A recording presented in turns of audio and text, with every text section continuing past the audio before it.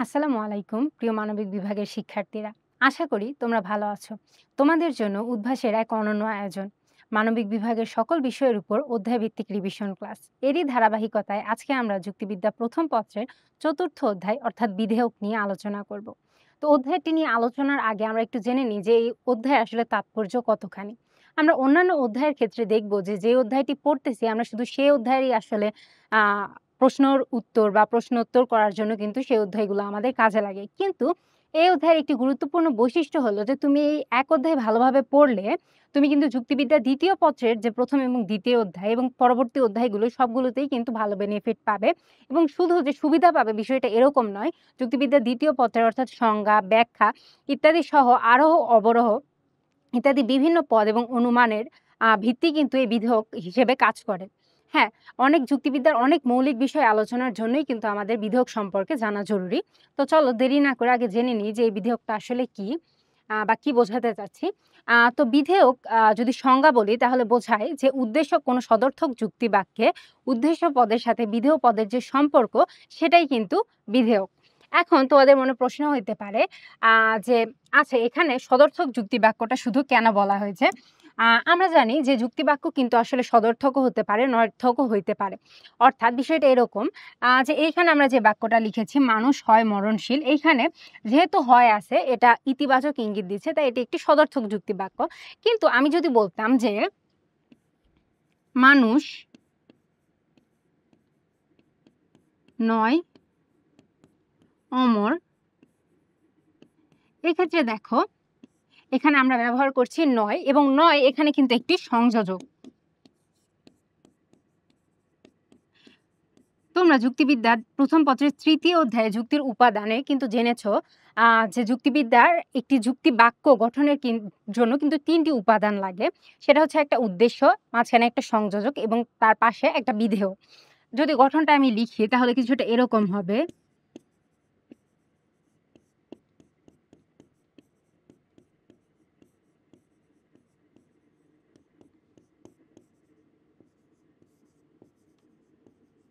অর্থাৎ এই মানুষ পদটি এখানে উদ্দেশ্য, এই অমর পদটি এখানে বিধেয় এবং এই দুটিকে কানেক্ট করছে বা সংযোজন করছে কি দেখো এই নয়, তাই এটি হচ্ছে সংযোজক। তবে একটু মাথায় রাখতে হবে যে সংযোজক কিন্তু যুক্তি বাক্যের একটি উপাদান, কিন্তু সংযোজককে কিন্তু যুক্তি বাক্যের পদ হিসেবে ব্যবহার করা যাবে না। কারণ একটি যুক্তি বাক্যে কেবলমাত্র ২ টি পদ থাকতে পারে। একটি হচ্ছে উদ্দেশ্য পদ এবং আরেকটি হচ্ছে বিধেয় পদ। তবে সাধারণ বাক্যের সাথে যুক্তি বাক্যের পার্থক্যই কিন্তু এই এক জায়গায় যে সংযোজক। এক্ষেত্রে আমাদের সর্বপ্রথমে উদ্দেশ্য বসে, এর মাঝখানে বসে সংযোজক এবং শেষে বসে বিধেয়। তো আমরা বিধেয়কের ক্ষেত্রে যে জিনিসটা খেয়াল করব যে বিধেয়ক কিন্তু একটা সম্পর্কের নাম। হ্যাঁ, আমরা যদি মোটা দাগে দেখি যে বিধেয়ক সম্পর্কে যদি বলি আসলে মূল বিষয়টাই হচ্ছে যে বিধেয়ক একটা সম্পর্ক, রিলেশন। ঠিক আছে? রিলেশনটা কি? একটা সদর্থক যুক্তি বাক্যে উদ্দেশ্য পদ এবং বিধেয় পদের মধ্যে যে সম্পর্কটা। এখন উদ্দেশ্য পদ সম্পর্কে আমরা কোনো যুক্তি বাক্যে যে পদ সম্পর্কে কোনো কিছু বলতেছি বা বলি, সেটাই কিন্তু হচ্ছে আমাদের মানুষ বা এখানে যে মানুষ ব্যবহার করেছি সেটাই কিন্তু উদ্দেশ্য। আর উদ্দেশ্য পদ সম্পর্কে আমরা যেটা বলি সেটাই কিন্তু বিধেয় পদ এবং ২ টা যেটা দিয়ে কানেক্ট করি সেটা হচ্ছে সংযোজক। এখন তাহলে এখান থেকে তোমরা বুঝতেই পারছো যে নঞর্থক যুক্তি বাক্যের আসলে বিধেয়ক হয় না।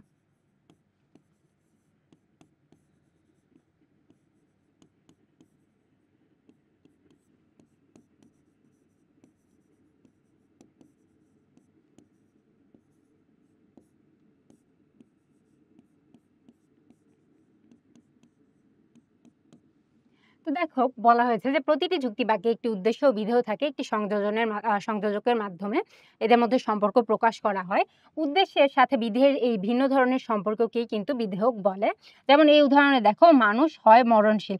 এখানে মানুষ এবং মরণশীল এই ২ টার মধ্যে যে সম্পর্ক সেটাই হচ্ছে বিধেয়ক। এবার যে বিষয়টা আমি বললাম যে আচ্ছা তাহলে তোমাদের মনে প্রশ্ন হইতেই পারে যে আচ্ছা আপু তাহলে নঞর্থক পদে বা নঞর্থক যুক্তি বাক্যে আসলে বিধেয়কটা তাহলে কেন সম্ভব নয়? যখন আমরা সংযোজক কোনো নঞর্থক শব্দ ব্যবহার করি বা নঞর্থক সংযোজক ব্যবহার করি তখন কিন্তু উদ্দেশ্য বা বিধেয়র মধ্যে নিজস্ব কোনো সম্পর্ক থাকে না বা বিধেয় পদ দ্বারা উদ্দেশ্য সম্পর্কে কিছু স্বীকার বা অস্বীকার করা হয় না। আর যেখানে সম্পর্ক নেই সেখানে আসলে বিধেয়ক থাকার কিন্তু কোনো প্রশ্ন ওঠে না। তো চলো এরপরে দেখি যে বিধেয় ও বিধেয়কের মধ্যে পার্থক্য। আচ্ছা, নাম শুনেই কিন্তু বোঝা যাচ্ছে যে ২ টার মধ্যে কিছুটা মানে নামের মিল রয়েছে। কিন্তু বিষয়টা বা কনসেপ্ট কিন্তু ২ টার সম্পূর্ণ আলাদা বা ভিন্ন জিনিস। তার ১ম টা দেখো যে বিধেয়ক হলো একটা সম্পর্কের নাম, আর বিধেয় হলো একটি পদের নাম। অর্থাৎ যুক্তিবাক্যের উদ্দেশ্য পদ সম্পর্কে আমরা যা বলতেছি সেটাই হচ্ছে বিধেয়। এটা একটি পদ। আর বিধেয়কটা হচ্ছে উদ্দেশ্য এবং বিধেয়র মধ্যে যে সম্পর্ক, অর্থাৎ একটা সম্পর্ক, সেটাই কিন্তু বিধেয়। এরপরে দেখো যে বিধেয় কেবলমাত্র সদর্থক যুক্তিবাক্যে উপস্থিত থাকে। আর বিধেয় কিন্তু সদর্থক এবং নঞর্থক যেকোনো যুক্তিবাক্যে উপস্থিত থাকতে পারে। এরপরে দেখো যে বিধেয়ক ৫ প্রকার। আর বিধেয় পদে কিন্তু কোনো শ্রেণীবিভাগ নেই। বিধেয়কের যে প্রকারভেদ সেটা আমরা পরবর্তী স্লাইডে আসতেছি। যে দেখো বিধেয়ক উদ্দেশ্য এবং বিধেয়ক উভয় পদের উপর নির্ভরশীল, আর বিধেয় পদ হিসেবে স্বাধীন। এখন একটা বিষয় খেয়াল করে দেখো যে যখন তুমি কোনো বিধেয় লিখছো তখন কিন্তু তোমার কোনো পদের উপর নির্ভরশীল হতে হচ্ছে না। বরং তুমি বিধেয় পদটা না ব্যবহার করলে একটা যুক্তিবাক্য অসম্পূর্ণ থেকে যাচ্ছে। তাই বিধেয় পদটি কিন্তু স্বাধীন। আ আর এদিকে দেখো যে যখন তুমি বিধেয়ক প্রয়োগ করছো তখন কিন্তু এটি উদ্দেশ্য এবং বিধেয় পদের উপর নির্ভরশীল। অর্থাৎ একটি যুক্তিবাক্যে যদি উদ্দেশ্য এবং বিধেয় পদ না থাকে তাহলে কিন্তু আমরা কোনোভাবেই আসলে বিধেয়ক ব্যবহার করতে পারছি না। তো এই ছিল মোটামুটি তোমাদের বিধেয় ও বিধেয়কের মধ্যে পার্থক্য। এটা সাধারণত তোমাদের খ নম্বর এর জন্য একটু গুরুত্বপূর্ণ।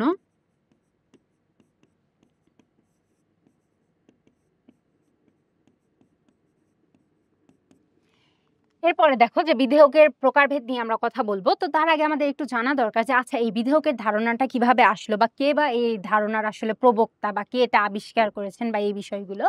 তো বিধেয়ক সর্বপ্রথম ব্যবহার করেন অ্যারিস্টটল। হ্যাঁ, অ্যারিস্টটল কিন্তু আমাদের যুক্তিবিদ্যারও জনক এবং তিনি কিন্তু বিধেয়ক শব্দটি সর্বপ্রথম ব্যবহার করেন।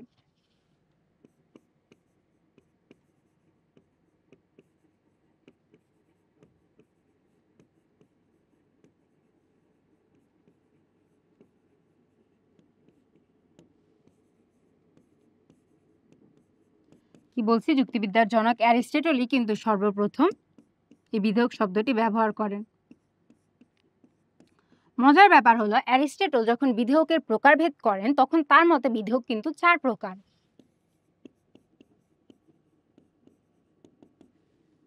সেটা কি, কি? সংজ্ঞা, জাতি, উপলক্ষণ বা লক্ষণ এবং অবান্তর লক্ষণ। হ্যাঁ, কিন্তু আমরা বর্তমানে যে ছকটা ব্যবহার করি বা আধুনিক কালে এসে বিধেয়কের যে প্রকারভেদটা দেখি, সেটা কিন্তু আবিষ্কার করেন পরফিরি।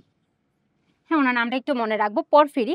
এবং ওনার ছকটা কিন্তু আসলে বহুলভাবে প্রচলিত হয়। পেত্রাস রামাস নামে একজন যুক্তিবিদ, উনি এই ছকটা ব্যবহার করার ফলে এটি আসলে বহুলভাবে প্রচলিত হয়। তার পূর্বে কিন্তু পরফিরি এই ছকটা আবিষ্কার করেন এবং তার মতামতটাই কিন্তু এক্ষেত্রে বেশি অগ্রাধিকার পায়। যে বিধেয়ককে ৫ ভাগে ভাগ করা যায়। তো পার্থক্য হিসেবে দেখতে পারি যে অ্যারিস্টটলের মতে আমরা দেখব যে জাতি, সংজ্ঞা, লক্ষণ বা বিভেদক লক্ষণও বলা হয় এটাকে, এবং অবান্তর লক্ষণ।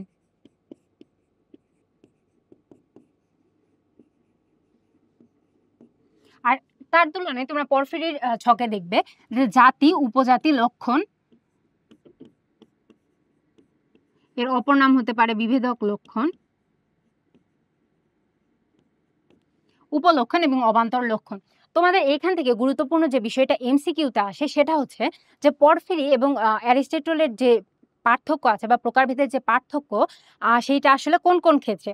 তো আমরা এখানে দেখি যে অ্যারিস্টটল সংজ্ঞা ব্যবহার করেছেন আসলে বিধেয়কের প্রকারভেদ হিসেবে। পরফিরি কিন্তু তা করেননি এবং পরফিরি উপজাতিকে আবার ব্যবহার করেছেন বিধেয়কের প্রকারভেদ হিসেবে। অ্যারিস্টটল কিন্তু তা করেননি।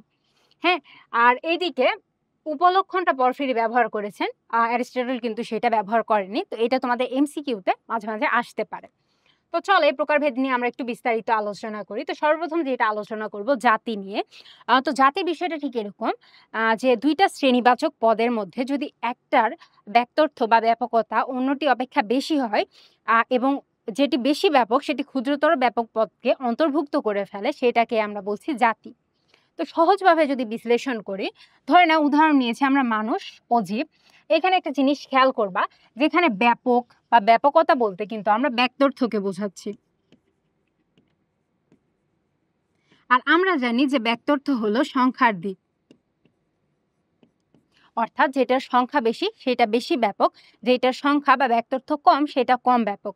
তো এই ক্ষেত্রে জাতি বোঝার ক্ষেত্রে আমাদের ২ টি শ্রেণীবাচক পদ থাকবে। একটা জিনিস মাথায় রাখবা, জাতি হোক, উপজাতি হোক, বা আমরা যেই পদগুলারই আসলে মানে বিভেদক কি বলতেছি আমি, এক্সট্রিমলি সরি।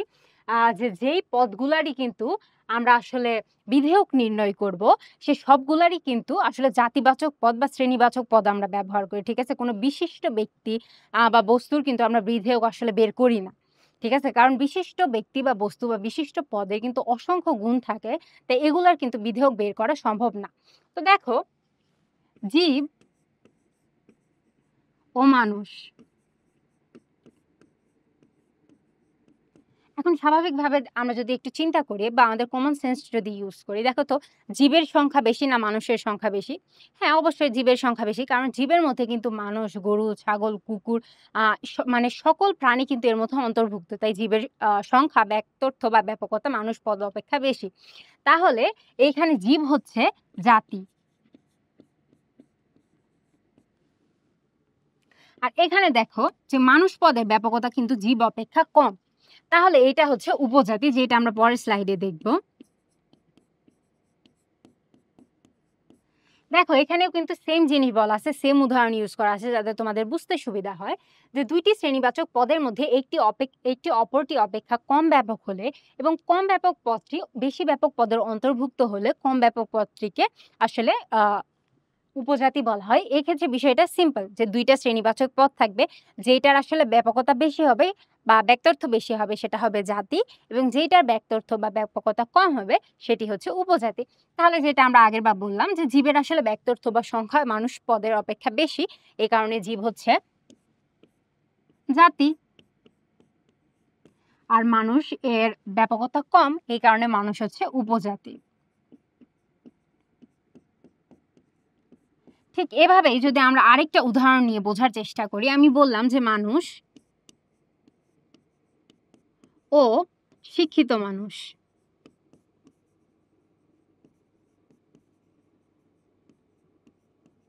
এখন দেখো, এই ২ টি কিন্তু শ্রেণীবাচক পদ। এখন এই ২ টি শ্রেণীবাচক পদের মধ্যে কিন্তু মানুষ পদের ব্যক্তার্থ বেশি। কেননা সব মানুষ কিন্তু শিক্ষিত নয়। মানুষদের মধ্যে একটি নির্দিষ্ট সংখ্যক শ্রেণী আসলে শিক্ষিত। এক্ষেত্রে শিক্ষিত মানুষ এই পদটির ব্যক্তার্থ বা ব্যাপকতা মানুষ পদ অপেক্ষা কম। এই কারণে এক্ষেত্রে শিক্ষিত মানুষ এখানে উপজাতি,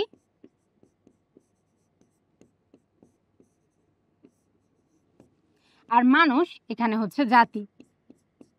তাহলে সহজ কথায় বললে, যে ২ টা শ্রেণীবাচক পদের মধ্যে যেইটার ব্যক্তার্থ বেশি হবে সেই পদটা হচ্ছে জাতি, এবং যেইটার ব্যক্তার্থ কম হবে বা ব্যাপকতা কম হবে সেটি হচ্ছে উপজাতি।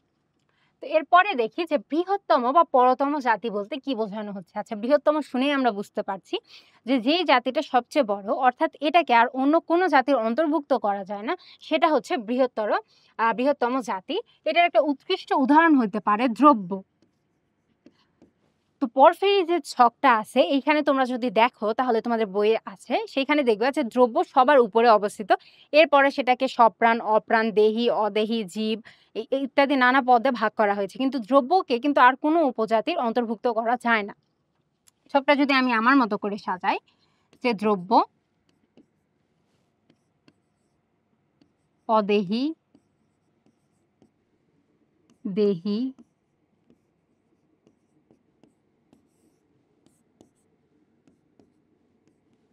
জীব, জড়,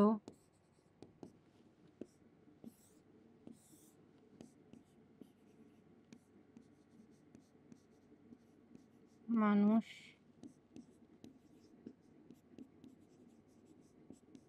অমানুষ।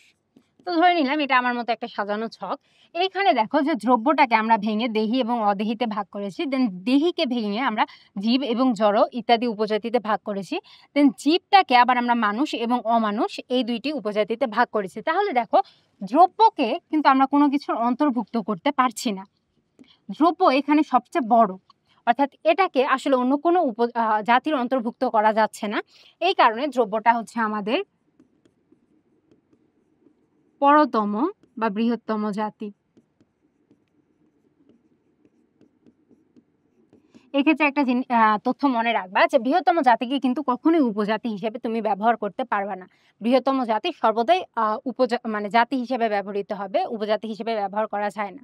তাই তোমাকে উদাহরণে বা প্রশ্নে যে ছকই দেওয়া হোক, সেই ছকের শুরুতে অর্থাৎ যেই পদটাকে তুমি সর্বপ্রথম ভাঙছো জাতি এবং উপজাতি অনুসারে, সেইটাই কিন্তু হচ্ছে তোমার বৃহত্তম বা পরতম জাতি। এরপরে দেখো যে ক্ষুদ্রতম বা অপরতম উপজাতি, এটা ঠিক আগেরটারই সম্পূর্ণ বিপরীত বা অপোজিট ধারণা। অর্থাৎ এক্ষেত্রে তুমি যে মানে বিভাগটা করছো বা যে শ্রেণীকরণটা তুমি করছো, এখানে সবচেয়ে ছোট উপজাতিটা অর্থাৎ যাকে আর ভাঙানো সম্ভব না, সেইটাই কিন্তু হচ্ছে উপজাতি। ঠিক আরেকটা ছক করে ফেলি। জীব,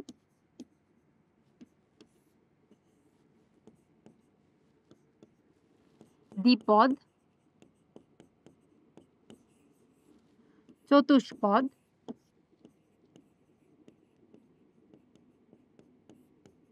তুমি দ্বিপদটাকে ভাঙালা যে মানুষ,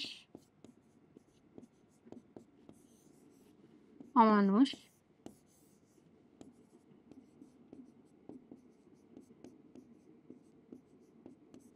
তুমি আবার মানুষকে ভাঙাতে পারো যে সভ্য মানুষ, অসভ্য মানুষ।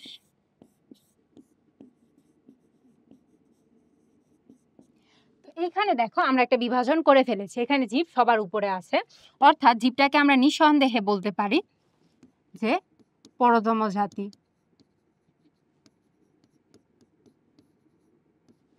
এরপরে দেখো সবার শেষে এই সভ্য বা অসভ্য, এই দুইটাকে দেখো আর কিছুতে কিন্তু আমরা ভাঙাইনি, অর্থাৎ এই ছকের সর্বশেষ ধাপ কিন্তু সভ্য এবং অসভ্য। তাই এটি হচ্ছে ক্ষুদ্রতম উপজাতি।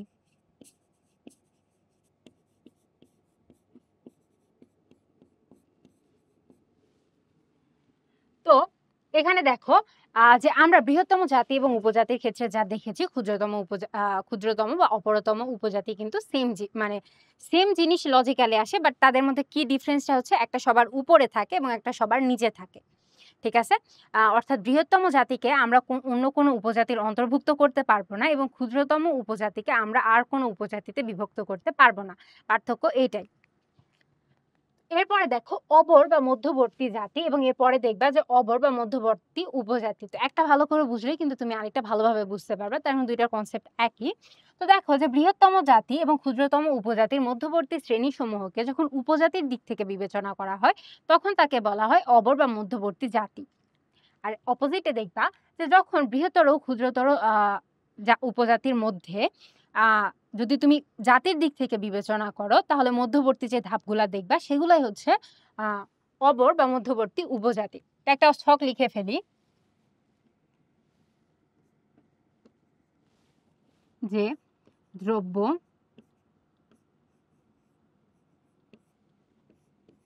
লিখলা সব প্রাণ, তারপরে লিখলা দেহি, তারপরে লিখলা জীব, তারপরে লিখলা মানুষ। তো দেখো এটা তোমার একটা ছক ধরে নিলা। এখন দ্রব্য, এখানে বৃহত্তম জাতি,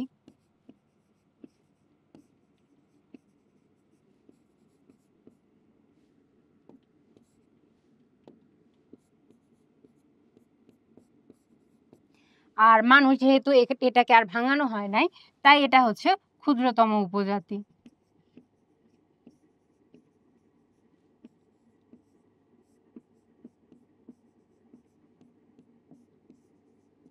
এখন দেখো মাঝে আমাদের সপ্রাণ, দেহি, জীব, এই তিনটা উপজাতি কিন্তু আছে, বা উপজাতি বা জাতি যেটাই আমরা হিসাব করি। এখন যদি আমরা জাতি থেকে হিসাব করি, যদি জাতির দিক থেকে ধরি, তাহলে এগুলা হচ্ছে মধ্যবর্তী উপজাতি।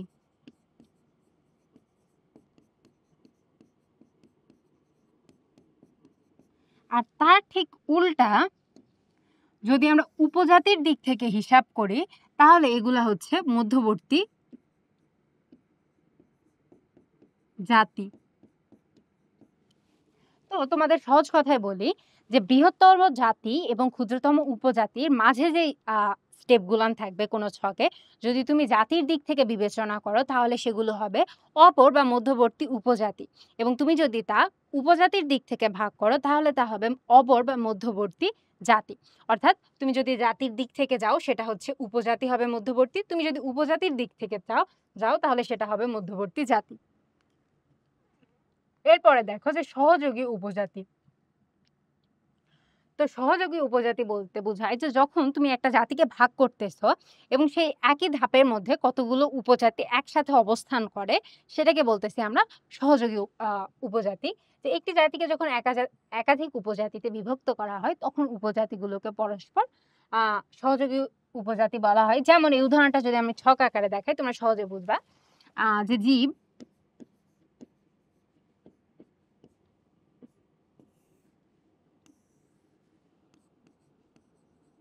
মানুষ, অমানুষ, দেন অমানুষটাকে তুমি ভাঙাচ্ছ এরকম যে গরু, ছাগল, ভেড়া, কুকুর। তো দেখো এরা গরু, ছাগল, ভেড়া, কুকুর এই উপজাতিগুলা কিন্তু পরস্পর সহযোগী। কেননা এরা একই জাতি অমানুষ থেকে এসেছে। সো যখন তোমরা একটা জাতিকে কয়েকটা উপজাতিতে বিভক্ত করবা তখন উপজাতিগুলা পরস্পরের সহযোগী উপজাতি। তাহলে প্রশ্নে এরকম দেওয়া থাকে যে গরু, ছাগল এবং ভেড়া, কুকুর পরস্পর কোন উপজাতি? তখন তোমরা উত্তর দিবা সহযোগী উপজাতি। এরপরে দেখো যে আসন্নতম জাতি, এটা খুব ইজি জিনিস যে কোনো উপজাতির সবচেয়ে নিকটতম জাতিকে আসলে আসন্নতম জাতি বলা হয়। এক্ষেত্রে তুমি যে ছকটা ইউজ করতে পারো বা আসলে তোমাদের প্রশ্নে এটা দেওয়া থাকবে, তোমাদের বোঝানোর স্বার্থে আমি একটা ছক লিখে নিব। যে দ্রব্য, সপ্রাণ, দেহি, জীব, মানুষ। এখন দেখো মানুষটা উপজাতি, এই মানুষ পদের সবচেয়ে কাছের জাতি হচ্ছে জীব। তাহলে মানুষ পদের নিকটতম বা আসন্নতম জাতি হচ্ছে জীব।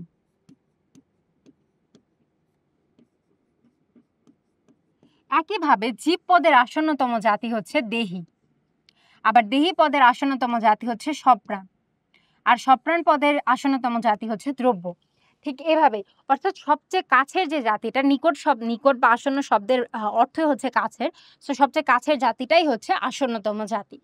আর আসন্নতম উপজাতি হচ্ছে ঠিক তার উল্টা, অর্থাৎ কোন জাতির নিকটতম উপজাতি অর্থাৎ তার পাশে যে উপজাতিটা আছে সেইটাই হচ্ছে আসন্নতম উপজাতি।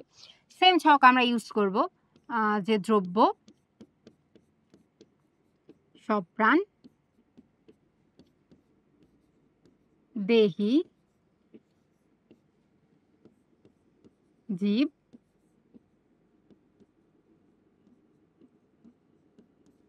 মানুষ।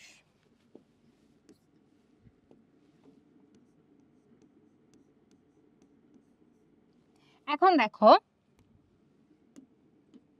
যে দ্রব্য এই জাতির নিকটতম উপজাতি হচ্ছে সপ্রাণ।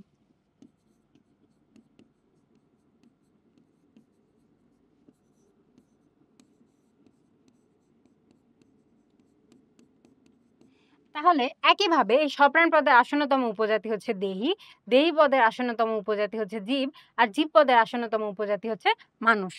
অর্থাৎ সবার নিকটতম বা তার পাশে যে উপজাতিটা আছে সেইটাই কিন্তু হচ্ছে উপজাতি। ঠিক আছে। আর জাতি উপজাতিটা চিহ্ন করার উপায়টা বলছি যে যেইটার ব্যক্তর্থ বা ব্যাপকতা বেশি সেইটাই হবে জাতি, আর যেইটার ব্যক্তর্থ বা ব্যাপকতা হবে কম সেটা হচ্ছে উপজাতি। যেমন দ্রব্য পদের ব্যাপকতা কিন্তু সপ্রাণ পদের ব্যাপকতা অপেক্ষা বেশি, এই কারণে দ্রব্যটা তার আসন্নতম জাতি হয়ে গেছে, আর সপ্রাণ যেহেতু কম তাই এটা তার আসন্নতম উপজাতি হয়ে গেছে। তো এরপরে দেখো আমরা যেই পরবর্তী বিধেয়কে যাব সেটা হচ্ছে বিভেদক লক্ষণ, বা অনেক ক্ষেত্রে এটাকে তোমরা শুধু লক্ষণ হিসাবে দেখবা, অনেক সময় পরীক্ষায় দেওয়া থাকে। তো বিভেদ নামটা শুনে বুঝতে পারতেছো যে পার্থক্য করতে হবে বা ডিস্টিংশন বোঝায় এরকম একটা লক্ষণ। তো সোজা কথায় যদি বলি যে যে গুণটা তোমার মানে পাশাপাশি কতগুলা উপজাতিকে অন্যান্য মানে কোনো একটা উপজাতিকে তার পাশাপাশি অবস্থিত বা সহযোগী উপজাতি থেকে আলাদা করে, সেই গুণটাই কিন্তু হচ্ছে তার বিভেদক লক্ষণ। যদি ভালোভাবে সংজ্ঞায় বলি তাহলে দেখো যে গুণ বা গুণাবলী একই জাতের অন্তর্ভুক্ত একটি উপজাতিকে অন্যান্য উপজাতি থেকে আলাদা করে তোলে, সেটাই হচ্ছে তার লক্ষণ বা বিভেদক লক্ষণ। এখন উদাহরণ হিসাবে দেখি যে মানুষ উপজাতির বিভেদক লক্ষণ হলো বুদ্ধিবৃত্তি। আচ্ছা, মানুষরা কিন্তু এসেছে জীব থেকে, হ্যাঁ? জীব থেকে কিন্তু আসলে মানুষ সহ আসলে যতগুলো প্রাণী আছে তারা আসে। জীবকে ভাঙলে তুমি মানুষ, গরু, ছাগল, কুকুর এসব ইত্যাদি সকল জীবকে কিন্তু তার মানে অন্তর্ভুক্ত করতে পারো। এখন তাহলে প্রশ্ন হতে পারে যে আমাদের মানুষ অন্যান্য প্রাণী থেকে কিভাবে আলাদা? বা কোন গুণটির কারণে মানুষ অন্যান্য সকল প্রাণী থেকে শ্রেষ্ঠ আমরা বলি? আমাদের বুদ্ধি আছে। অর্থাৎ আমাদের বুদ্ধিবৃত্তির কারণে। তো এই বুদ্ধিবৃত্তি গুণটাই কিন্তু হচ্ছে মানুষ পদের আসলে বিভেদক লক্ষণ বা লক্ষণ। সো যেই গুণটা তোমাকে অন্যান্য সকল উপজাতি থেকে আলাদা করে তোলে, সেই গুণটাই কিন্তু হচ্ছে বিভেদক লক্ষণ। এরপরে দেখব যে উপলক্ষণ। এখন এইটা হচ্ছে যেই গুণ কোনো জাত্যার্থের অংশ নয়, কিন্তু জাত্যার্থ থেকে অনিবার্যভাবে নিঃসৃত হয়, তাকে বলা হয় উপলক্ষণ। বিষয়টা শুনতে একটু কমপ্লেক্স লাগছে। তো আমরা একটু সহজে দেখি যে দেখো আমরা কি বলেছি যে মানুষ পদের বিভেদক লক্ষণ কি? বুদ্ধিবৃত্তি। ফাইন। তাহলে মানুষ পদের একটা যদি উপলক্ষণ আমরা চিন্তা করি, মানুষ পদের উপলক্ষণ হচ্ছে বিচক্ষণতা অথবা বিচার শক্তি। ধরে নিলাম আমরা বিচার শক্তি বা বিচক্ষণতা। এখন ভালো করে খেয়াল করে দেখো যে মানুষের বুদ্ধিবৃত্তি আছে বলেই কিন্তু আমাদের বিচার ক্ষমতা বা বিচক্ষণতা রয়েছে। তাহলে এই বিচার ক্ষমতা বা বিচক্ষণতা এই গুণটা কোথা থেকে আসতেছে? মানুষ পদের যে জাত্যার্থ, মানুষের বুদ্ধিবৃত্তি সেখান থেকে আসে। যেটা আমরা ঠিক সংজ্ঞায় বলেছি যে জাত্যার্থের অংশ নয়। মানে বিচার শক্তি কিন্তু মানুষ পদের জাত্যার্থের অংশ নয়। কিন্তু মানুষ পদের জাত্যার্থ বুদ্ধিবৃত্তি থেকে অনিবার্যভাবে নিঃসৃত হচ্ছে। তাই এটা হচ্ছে উপলক্ষণ। তো দেখো, যেমন মানুষ পদের উপলক্ষণ হচ্ছে বিচার শক্তি। আরো হতে পারে যে বিচক্ষণতা। বা যে সকল গুণ আসলে তোমার বুদ্ধিবৃত্তি থেকে নিঃসৃত হয়, সে সবগুলা গুণই কিন্তু আসলে হচ্ছে উপলক্ষণ। এখন উপলক্ষণের প্রকারভেদ আছে, যে একটা হলো জাতিগত উপলক্ষণ আর আরেকটা হলো উপজাতিগত উপলক্ষণ। তো দেখো, যে উপলক্ষণ কোনো পদের জাতির জাত্যার্থ থেকে নিঃসৃত হয় তাকে বলা হয় জাতিগত উপলক্ষণ। ঠিক আছে? এটা আসলে শুনে বোঝাটা একটু টাফ। তো সেইটার জন্য যে কি পয়েন্টটা আমাদের মাথায় রাখতে হয় সেটা হচ্ছে জীববৃত্তি।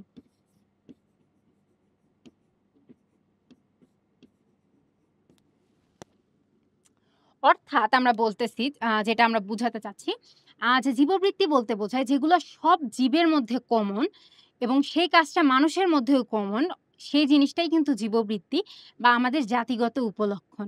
যেমন মানুষের মননশীলতার দিকটা। দেখো, সব মানুষই মারা যায়, অর্থাৎ মানুষ মরণশীল। সব জীবই কিন্তু মরণশীল, অর্থাৎ যে জীবের জন্ম আছে সে জীবের কিন্তু মৃত্যুও আছে। অর্থাৎ মরণশীলতা মানুষের জীববৃত্তি থেকে আসছে। তাই এটা হচ্ছে জাতিগত উপলক্ষণ। আর এর বিপরীতে দেখবা যে যখন কোনো পদের উপলক্ষণ তার উপজাতির জাত্যার্থ থেকে নিঃসৃত হয়, তাকে বলা হয় উপজাতিগত উপলক্ষণ। এইটার কি পয়েন্ট হচ্ছে বুদ্ধিবৃত্তি।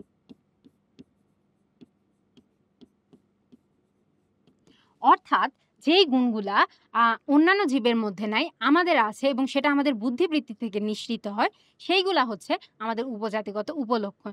যেমন বিচার শক্তি বা যেটা বললাম বিচক্ষণতা, এইটা আমাদের বুদ্ধিবৃত্তি থেকে কিন্তু নিঃসৃত হয়। তাই হচ্ছে এটা উপজাতিগত উপলক্ষণ। তাহলে আমরা যদি উপলক্ষণটা আরেকটু সহজভাবে পুরাটা ব্যাখ্যা করি, সেটা হচ্ছে উপলক্ষণ যে গুণ আমাদের জাত্যার্থের অংশ নয় কিন্তু জাত্যার্থ থেকে অনিবার্যভাবে নিঃসৃত হয়, সেইটাই হচ্ছে আমাদের উপলক্ষণ। এখন উপলক্ষণ আবার ২ প্রকার, জাতিগত উপলক্ষণ এবং উপজাতিগত উপলক্ষণ। জাতিগত উপলক্ষণটা আসলে জাতিগত জাত্যার্থ থেকে নিঃসৃত হয়। অর্থাৎ তার আসন্নতম জাতির মধ্যে যেই গুণগুলা আসলে উপস্থিত, সেই গুণগুলাই কিন্তু তার মধ্যে উপস্থিত থাকবে। আর উপজাতিগত উপলক্ষণের বিষয়টা হচ্ছে যে তার উপজাতির জাত্যার্থ থেকে নিঃসৃত হয়। অর্থাৎ যেমন মানুষ পদের জাত্যার্থ হচ্ছে বুদ্ধিবৃত্তি। এই বুদ্ধিবৃত্তি থেকে যেই গুণগুলা নিঃসৃত হয় সেগুলাই হচ্ছে মানুষপদের উপলক্ষণ। এবার দেখি যে বিধেয়কের মধ্যে সর্বশেষ প্রকার যেইটা, অর্থাৎ অবান্তর লক্ষণ, সেইটা নিয়ে। তো এটার নাম অবান্তর, কিন্তু এইটা কিন্তু বিধেয়কের মধ্যে অন্যতম গুরুত্বপূর্ণ একটি বিধেয়ক। তো চলো এটা একটু দেখি সংজ্ঞায় কি বলছে যে, যে গুণ বা গুণাবলী আমাদের কোনো পদের জাত্যার্থ নয় বা জাত্যার্থ থেকে অনিবার্যভাবে নিঃসৃত হয় না কিন্তু তবুও পদের মধ্যে বিদ্যমান, সেগুলাই হচ্ছে অবান্তর লক্ষণ। যেমন এটা যদি একটা রিয়ালিস্টিক উদাহরণ দিই যে মানুষ পদের জাত্যার্থ হচ্ছে বুদ্ধিবৃত্তি। এখন জাত্যার্থ থেকে যে গুণগুলো অনিবার্যভাবে নিঃসৃত হচ্ছে সেগুলো হচ্ছে আমাদের উপলক্ষণ অর্থাৎ আমাদের বিচক্ষণতা বা বিচার শক্তি। কিন্তু চিন্তা করে দেখো মানুষের মধ্যে কি কেবল এই ২ টা গুণই আছে? আর কি কোনো গুণ নাই? বা মানুষের গুণ বাদে কি অন্য কোনো স্বভাব নাই? আছে তো। তো এই গুণাবলী বা এই স্বভাবগুলাই কিন্তু হচ্ছে আমাদের অবান্তর লক্ষণ। যেমন কোনো মানুষ হতে পারে হাস্যপ্রিয় বা কোনো মানুষ হতে পারে খুব হাসিখুশি বা কেউ একটু বেশি কথা বলে বাচাল, কেউ একটু কম কথা বলে, চুপচাপ থাকতে পছন্দ করে, কেউ শান্ত স্বভাবের। তো এই যে বৈশিষ্ট্যগুলা বা এই যে গুণাবলীগুলা এগুলাই কিন্তু হচ্ছে মানুষ পদের অবান্তর লক্ষণ।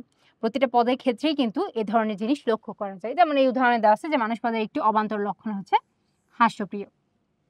এখন অবান্তর লক্ষণের প্রকারভেদ নিয়ে যদি আমরা কথা বলি, অবান্তর লক্ষণ হচ্ছে মোটা দাগে ২ প্রকার। একটা হচ্ছে বিচ্ছেদ্য অবান্তর লক্ষণ, আরেকটা হচ্ছে অবিচ্ছেদ্য অবান্তর লক্ষণ। কিন্তু যদি এটাকে আমরা একটু বিস্তারিতভাবে বর্ণনা করি, তাহলে কিন্তু অবান্তর লক্ষণকে ৪ ভাগে ভাগ করা যায়।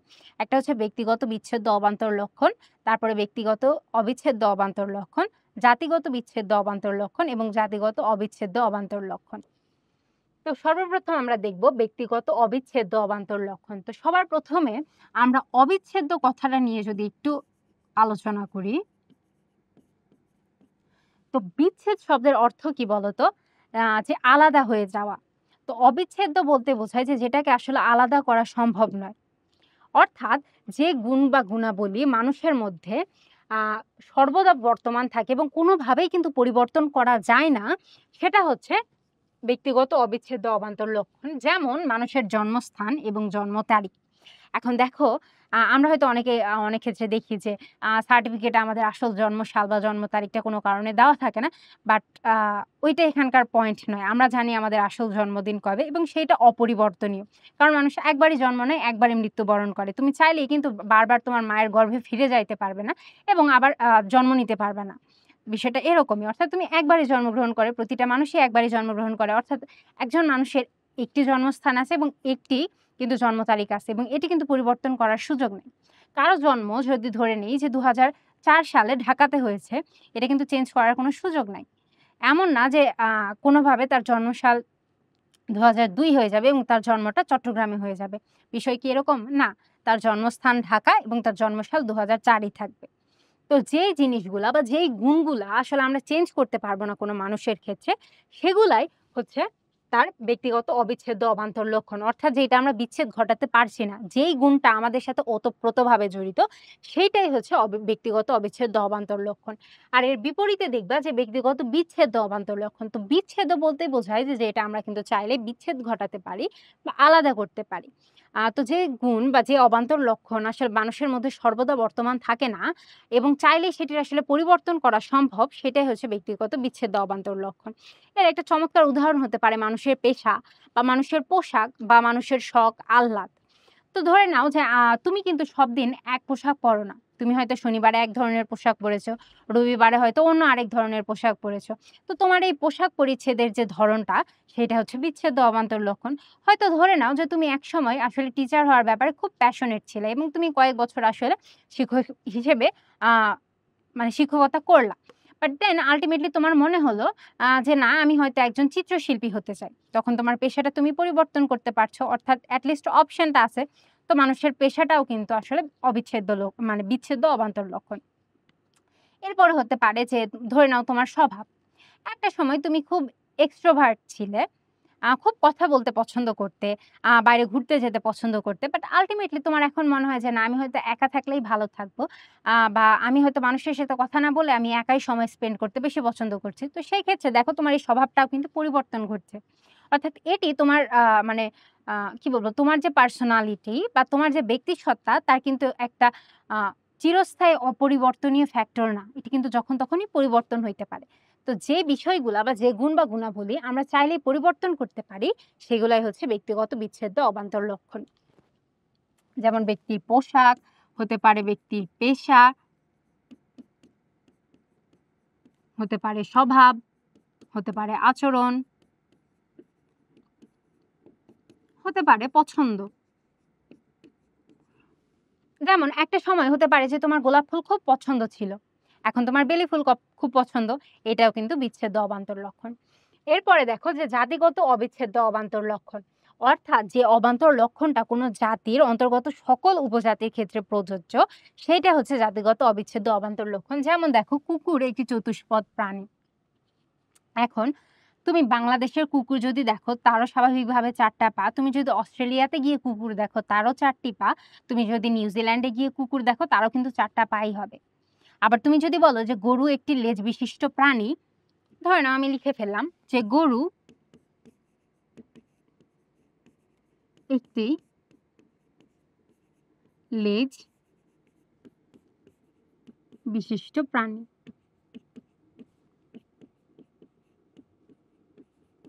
তাহলে এই যে লেজ বিশিষ্ট যে গুণটা, তুমি কি বিষয় কি এমন যে আচ্ছা তুমি চট্টগ্রামে থাকো, তোমার চট্টগ্রামে যে গরুগুলা দেখছো তাদের লেজ আছে। ঢাকাতে আসলে কি গরুগুলার লেজ থাকবে না? থাকবে তো। তুমি দেশের বাইরেও যদি যাও আন্তর্জাতিক পরিসীমাতে যেখানেই গরু দেখবা সেখানেই কিন্তু তাদের লেজ আছে। তো এই গুণটা কিন্তু জাতিগত অবিচ্ছেদ্য অবান্তর লক্ষণ। অর্থাৎ একটি জাতির সকল উপজাতির মধ্যে কিন্তু এই গুণটা বা বৈশিষ্ট্যটা উপস্থিত। আর এর বিপরীতে দেখবা যে জাতিগত বিচ্ছেদ্য অবান্তর লক্ষণ। যেমন এই অবান্তর লক্ষণটা কিন্তু একটা জাতির অন্তর্গত সকল উপজাতির ক্ষেত্রে প্রযোজ্য নয়। অর্থাৎ হয়তো কোনো প্রাণীর ক্ষেত্রে মানে এই কোনো উপজাতির ক্ষেত্রে এই বৈশিষ্ট্যটা সেম, কোনো উপজাতির ক্ষেত্রে আলাদা। যেমন কুকুরের সাদা রং। ধরে নিলা যে তোমার বাড়ির সামনে তুমি যে কয়টা কুকুর দেখেছো সবগুলোর রঙই সাদা। এখন তুমি তোমার স্কুলের সামনে গিয়ে একটি কালো রঙের বা কমলা রঙের কুকুর দেখলা। তাহলে কি ২ টা কুকুরের রং সেম? তাহলে এই রঙের বিষয়টা হচ্ছে জাতিগত বিচ্ছেদ্য অবান্তর লক্ষণ। কারণ আ এখানে এই জাতির অন্তর্গত অর্থাৎ কুকুর জাতির সব কুকুরের কিন্তু রং সেম না। আবার এর উদাহরণ হিসেবে তুমি ধরে নিতে পারো গোলাপ ফুল। গোলাপ ফুলের রং তুমি দেখেছো যে সবসময় লাল। হয়তো তোমার দেখা এইটা। তাই বলে কি অন্য কোনো রঙের অর্থাৎ গোলাপি রঙের গোলাপ নেই বা নীল রঙের গোলাপ নেই। এখন কালো রঙের গোলাপও কিন্তু আছে। তো যে বৈশিষ্ট্যটা কোনো জাতির অন্তর্গত সকল উপজাতির ক্ষেত্রে সত্য নয়, সেইটাই হচ্ছে জাতিগত বিচ্ছেদ্য অবান্তর লক্ষণ। এগুলা সাধারণত তোমাদের সৃজনশীলে এভাবে দেওয়া থাকে যে ২ টা প্রেক্ষাপট তুলে ধরা হয়। একটি প্রেক্ষাপটে দেওয়া থাকে কোনো মানুষের জন্মস্থান বা তার জন্ম তারিখ এবং তার বিপরীত যে প্রেক্ষাপটটা দাঁড় করানো হয়, সেখানে ব্যবহার করা হয় যে কোনো মানুষের শখ বা তার পেশা। তো একটার ক্ষেত্রে তোমরা দেখতে পাচ্ছ যে একটা পরিবর্তন করা সম্ভব নয় অর্থাৎ ব্যক্তিগত অবিচ্ছেদ্য অবান্তর লক্ষণ এবং অপরটি কিন্তু পরিবর্তন করা সম্ভব এবং সেটি হচ্ছে ব্যক্তিগত বিচ্ছেদ্য অবান্তর লক্ষণ। আরো ২ টি প্রেক্ষাপট এমন হতে পারে যে মানুষ হয় দ্বিপদ জীব। তুমি যেখানকার মানুষের কাছে যাবে সাধারণভাবে এখন কোনো মানুষ যদি পঙ্গু হয় বা কোনো কারণে সে প্রতিবন্ধী হয়, তার ১ টি পা না থাকে বা ২ টি পাই না থাকে সেটা আলাদা বিষয়। কিন্তু স্বাভাবিকভাবে একজন মানুষের ২ টা পা থাকে। তুমি যেখানেই যাবা অর্থাৎ সকল মানুষেরই কিন্তু ২ টা পা আছে। আর অপরদিকে একটি জিনিস দাঁড় করালো যে আ মানুষ হয় শিক্ষিত জীব। এখন সব মানুষই কি শিক্ষিত? না। কোনো মানুষ শিক্ষিত বা কোনো মানুষের শিক্ষা নাই। অর্থাৎ এটা সকল মানুষের ক্ষেত্রে বা সকল উপজাতির ক্ষেত্রে কিন্তু সত্য হচ্ছে না। তো তখন এই প্রেক্ষাপটগুলো দাঁড় করানোর পরে আসলে বলা হয় যে এখানে ব্যবহৃত বিধেয়কগুলোর পার্থক্য নির্ণয় করো। তখন সুন্দরভাবে তোমার পয়েন্ট আউট করতে হয় যে কোন ক্ষেত্রে অবিচ্ছেদ্য অবান্তর লক্ষণ ব্যবহার করা হয়েছে এবং কোন ক্ষেত্রে বিচ্ছেদ্য অবান্তর লক্ষণ ব্যবহার করা হয়েছে এবং তারপরে সংজ্ঞা, উদাহরণ এবং তাদের মধ্যে যে মৌলিক পার্থক্যটা অর্থাৎ বিচ্ছেদ করার যে ক্ষমতাটা সেটা দেখায় দিলেই কিন্তু একটা ভালো মার্ক পাওয়া যায়। তো এই ছিল মোটামুটি আমাদের অধ্যায়ের যে মূল আলোচনা সেইটা। তো আবার যদি একটু শর্টকাট রিক্যাপ দেওয়ার চেষ্টা করি বা সাধারণভাবে বলি, তো কোনো সদর্থক যুক্তি বাক্যের মধ্যে উদ্দেশ্য এবং বিধেয় পদের মধ্যে যে একটা সম্পর্ক সৃষ্টি হয়, সেইটাই হচ্ছে বিধেয়ক। এবং বিধেয়কের প্রকারভেদ নিয়ে ২ জন মতামত দিয়েছেন। একজন অ্যারিস্টটল এবং একজন হচ্ছেন পরফিরি। তো অ্যারিস্টটল সর্বপ্রথম এই শব্দটি ব্যবহার করেন এবং উনার মতে কিন্তু বিধেয়ক হচ্ছে ৪ প্রকার। অর্থাৎ সংজ্ঞা, জাতি, লক্ষণ এবং অবান্তর লক্ষণ। অপরদিকে পরফিরির মতে আসলে বিধেয়ক হচ্ছে ৫ প্রকার। জাতি, উপজাতি, দেন বিভেদক লক্ষণ বা লক্ষণ, অবান্তর লক্ষণ এবং উপলক্ষণ। এরপরে আমরা সবগুলো বিধেয়ক সম্পর্কে বিস্তারিত আলোচনা করেছি। জাতি, উপজাতি এবং যেই গুণটা আসলে অন্যান্য উপজাতি থেকে আলাদা করে সেটাকে বলেছি বিভেদক লক্ষণ এবং যেই গুণটা আসলে যাতায়াতের অংশ নয় কিন্তু যাতায়াত থেকে অনিবার্যভাবে মানে নিঃসৃত হয়েছে সেটাকে আমরা বলেছি উপলক্ষণ এবং যাতায়াতের অংশও নয় বা যাতায়াত থেকে নিঃসৃতও হয়নি কিন্তু পদের মধ্যে বিদ্যমান সেগুলোকে আমরা অবান্তর লক্ষণ বলেছি। তো আশা করি তোমরা কিন্তু সামগ্রিকভাবে বিধেয়কের ধারণাটা পেয়েছো। তো এবার আমরা আসলে পরীক্ষায় কি ধরনের প্রশ্ন আসতে পারে সেটার ধারণা নেওয়ার জন্য কিছু বহু নির্বাচনী প্রশ্ন সলভ করব। তো তো দেখো, মানুষ হয় বিবেকবান বাক্যটিতে কোন বিধেয়ক নির্দেশ করে? তো বিবেকবান যে বিষয়টা আমরা আলোচনা করেছি, এটা আমাদের যাত্রার্থের অংশ নয়, কিন্তু আমাদের যাত্রার্থ বুদ্ধিবৃত্তি থেকে অনিবার্যভাবে নিশ্চিত হয়। তাই এটা হচ্ছে উপলক্ষণ। এরপরে দেখো, কোন গুণটি মানুষ পদের উপলক্ষণ? বিচক্ষণতা। দেখো, দানশীলতা, হাস্যপ্রিয়তা এবং কর্মক্ষমতা তিনটাই কিন্তু মানুষ পদের অবান্তর লক্ষণ।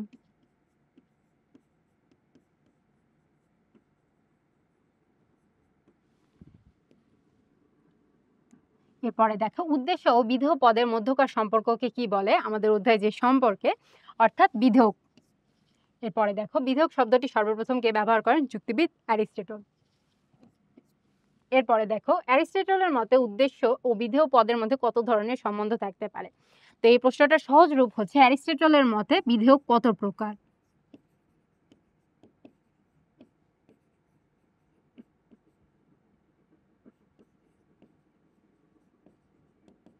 তো আমরা জানি যে 4 প্রকার। এরপরে দেখো, বিধেয়ককে প্রথম 4 প্রকার এবং পরবর্তীতে 5 প্রকার কে ভাগ করেন কারা? তো সর্বপ্রথম অ্যারিস্টটল 4 প্রকারে ভাগ করেন এবং পরবর্তীতে পরফিরিয়েকে 5 প্রকারে ভাগ করেন। এরপরে দেখো যে বিধেয়কের ইংরেজি প্রতিশব্দ কি? প্রেডিকেবলস। বিধেয় তার ইংলিশ হচ্ছে প্রেডিকেট এবং বিধেয়ক এর ইংলিশটা হচ্ছে প্রেডিকেবলস। এরপরে দেখো যে বিধেয়ক অনুপস্থিত থাকে কোন ধরনের যুক্তিবাক্যে? নঞর্থক। অর্থাৎ নঞর্থক যুক্তিবাক্যে কিন্তু নঞর্থক সংযোজক ব্যবহার করা হয়। যেমন উদাহরণ আমরা বলতে পারি যে রহিম নয় অমর। অর্থাৎ এখানে নঞর্থক সংযোজক ব্যবহার করা হয়েছে। যেখানে আসলে নঞর্থক যুক্তিবাক্য থাকে, সেখানে বিধেয় উদ্দেশ্য সম্পর্কে কোনো কিছু স্বীকার বা অস্বীকার করে না, বা তাদের মধ্যে কিন্তু কোনো সম্পর্ক নেই। আর উদ্দেশ্য আর বিধেয়কের মধ্যে যদি কোনো সম্পর্ক না থাকে, সেখানে কিন্তু বিধেয়ক থাকার কোনো সুযোগ নেই। এরপরে দেখো যে কোন বাক্যটিতে বিধেয়ক নেই? দেখো, মানুষ হয় হাস্যপ্রিয় আছে, এটা হচ্ছে অবান্তর লক্ষণ। মানুষ হয় দ্বিপদ বিশিষ্ট, এটা হচ্ছে ব্যক্তিগত অবিচ্ছেদ্য অবান্তর লক্ষণ। মানুষ নয় চতুষ্পদ। দেখো, মানুষের বুদ্ধিবৃত্তি সম্পন্ন জীব, এটা হচ্ছে বুদ্ধিবৃত্তি যেহেতু আসছে, এটা হচ্ছে আমাদের লক্ষণ বা বিভেদক লক্ষণ। দেখো, মানুষ নয় চতুষ্পদ, এখানে নয় যেহেতু নঞর্থক যুক্তি বাক্য এটা, তাই এটার মধ্যে কিন্তু কোনো বিভেদক নেই। আমি যদি উদাহরণগুলো কোনটা কি ব্যবহার করেছে বলি, তাহলে এটা হচ্ছে বিভেদক লক্ষণ।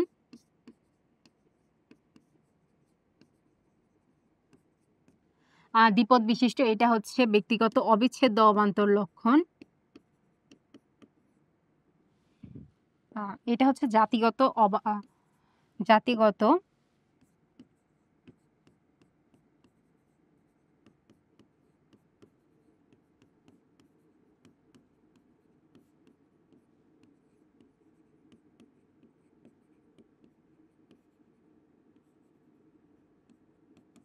আর এইটা হচ্ছে ব্যক্তিগত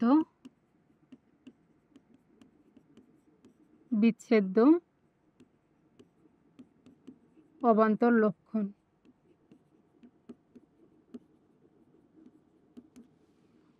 তো দেখো, একটা এমসিকিউর মধ্যে কিন্তু আমরা অনেকগুলো তথ্য পেয়ে যাচ্ছি। এরপরে দেখো যে একটা উদ্দীপক অনুসারে যে এমসিকিউ, যে জুয়েল আহমেদ পৌরসভা নির্বাচনের প্রার্থী হলেন এবং ভাবলেন সকলের কাছেই যেতে হবে, কারণ সকল নাগরিক হন ভোটার। উদ্দীপকের সকল নাগরিক হন ভোটার, এটি কোন যুক্তিবাক্য?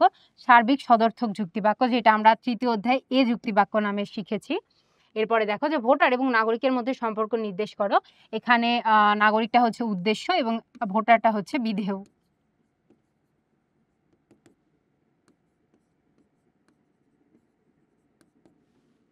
তাই উদ্দেশ্য আর বিধেয়ের মধ্যে সম্পর্ক এখানে প্রকাশিত হয়েছে, তাই এটি হচ্ছে বিধেয়।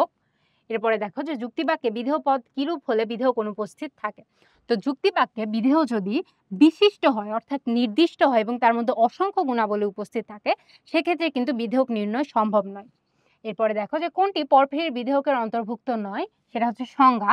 সংজ্ঞা অ্যারিস্টটলের মানে বিধেয়কের যে ছক বা প্রকারভেদ, সেটাই কিন্তু সর্বপ্রথমে আছে, কিন্তু পরফিরি এটাকে কিন্তু তার যে প্রকারভেদের জায়গা আছে, সেখানে কিন্তু তিনি স্থান দেননি বা সেই মর্যাদাটা দেননি।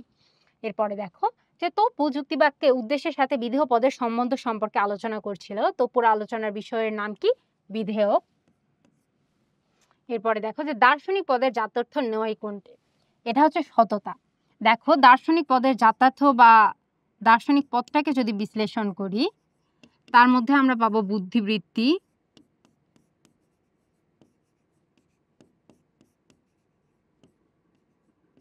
জীববৃত্তি এবং জ্ঞানানুরাগ।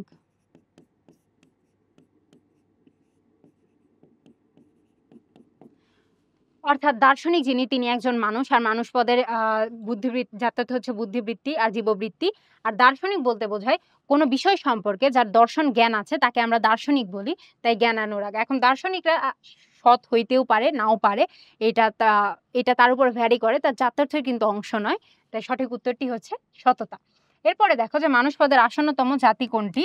সেটি হচ্ছে জীব। এরপরে দেখো কয়টি সম্বন্ধের আওতায় বিধেয়ক হবে? ২টি। এরপরে জীবকে মানুষ পদের আসন্নতম বলার কারণ দেখো, আসন্ন শব্দের সমার্থক শব্দ বা অর্থই কিন্তু হচ্ছে নিকটবর্তী। সঠিক উত্তর হচ্ছে গ। এরপরে দেখো যে বিধেয়ক কিসের নাম? এটা আমরা অধ্যায়ের শুরুতেই আলোচনা করেছি যে বিধেয়ক একটি সম্পর্কের নাম। এরপরে দেখো কোনটি অ্যারিস্টটলের বিধেয়কের প্রকারভেদের অন্তর্ভুক্ত নয়?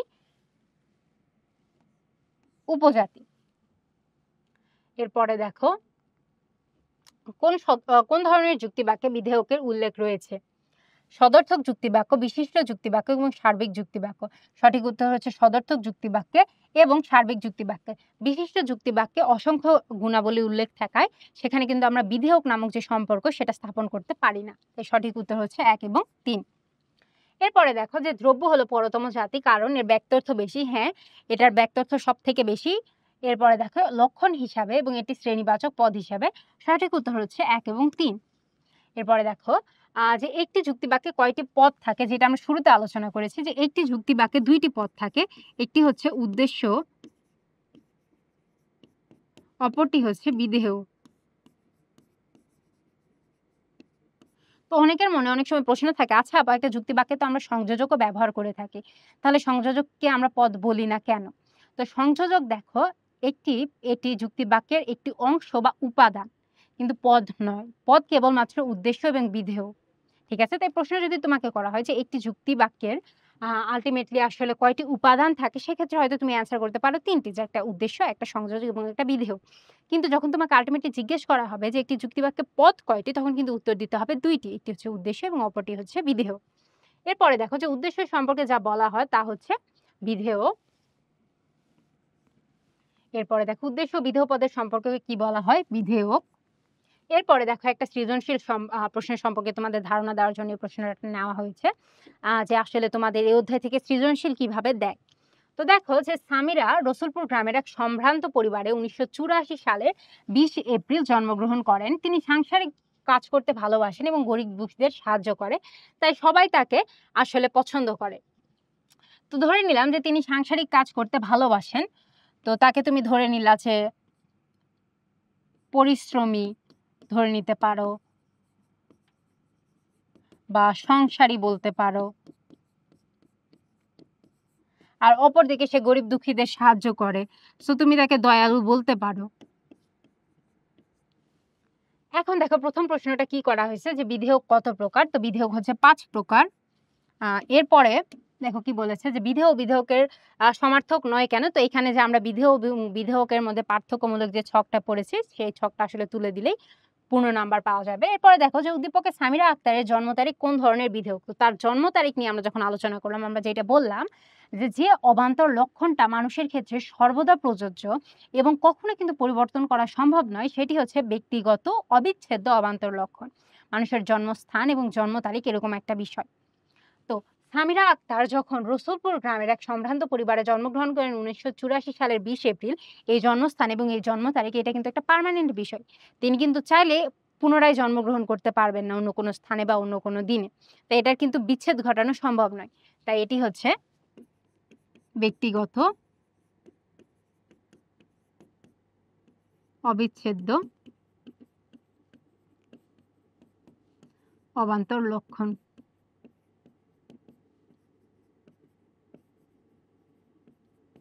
এরপরে দেখো বলেছে যে উদ্দীপকে সামিরার জন্ম তারিখ এবং চারিত্রিক গুণাবলীতে যে বিধেয়কের প্রতিফলন ঘটেছে।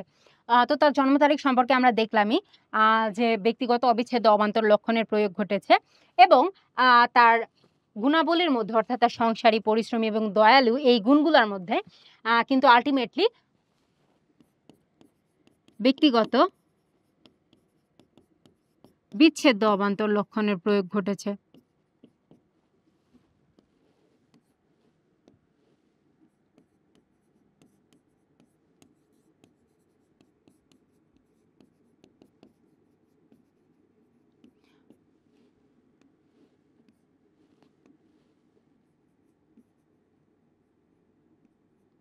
অর্থাৎ সামিরার মধ্যে এই গুণগুলা কিন্তু যে পার্মানেন্ট হবে এর গ্যারান্টি কিন্তু তুমি বা আমি দিতে পারি না।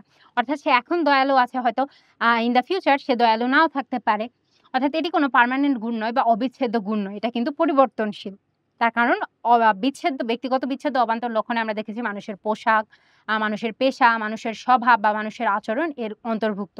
তাই এই প্রশ্ন অনুসারে আ তুমি ব্যক্তিগত বিচ্ছেদ্য অবান্তর লক্ষণ এবং ব্যক্তিগত অবিচ্ছেদ্য অবান্তর লক্ষণের মধ্যে যে তুলনামূলক বিশ্লেষণ বলেছে, তুমি তাই এর মধ্যে আসলে সাদৃশ্য এবং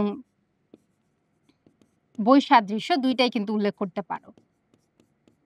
সাদৃশ্যতা দেখাতে পারো যে ২ টাই অবান্তর লক্ষণ। এগুলা কোনটাই যাত্রার্থের অংশ নয়, কোনটাই যাত্রার্থ থেকে অনিবার্যভাবে নিঃসৃত হয় না। পার্থক্য দেখাতে পারো যে একটি পরিবর্তনশীল অর্থাৎ মানুষের সাথে সবসময় থাকে না এবং আরেকটি মানে একদম চিরস্থায়ী বা অপরিবর্তনশীল। মানে এটি কোনোভাবে পরিবর্তন করা সম্ভব নয়। তো এভাবে গুছায়ে তুমি সবগুলোর সংজ্ঞা দিয়ে একটা চমৎকার উত্তর কিন্তু লিখতে পারো। তো এই ছিল মোটামুটি আমাদের যুক্তিবিদ্যা ১ম পত্রের ৪র্থ অধ্যায় অর্থাৎ বিধেয়ক নিয়ে আলোচনা। তো আশা করি এই ক্লাসটি করার পরে তোমাদের বিধেয়ক সম্পর্কে একটা সম্যক ধারণা সৃষ্টি হয়েছে এবং এতক্ষণ ধরে ক্লাসটি করার জন্য সকলকে ধন্যবাদ। আসসালামু আলাইকুম।